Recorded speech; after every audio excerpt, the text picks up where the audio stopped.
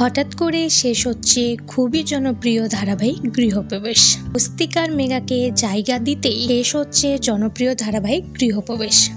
হ্যাঁ, ঠিকই শুনেছেন, মাত্র 1 বছরের মধ্যেই শেষ হয়ে যাচ্ছে গৃহপ্রবেশ। স্টার জলসায় নতুন নতুন সিরিয়াল আসতে চলেছে, তেমনি একগুচ্ছ চলতি ধারাবাহিকও শেষ করছে চ্যানেল কর্তৃপক্ষ।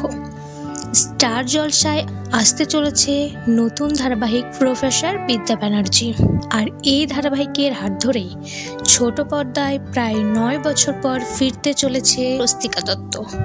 প্রথম ঝলক দর্শক মহলে ফেলার সঙ্গে সঙ্গে একটি প্রশ্ন উঠেছে, কোন স্লটে আসবে এই ধারাবাহিকটি?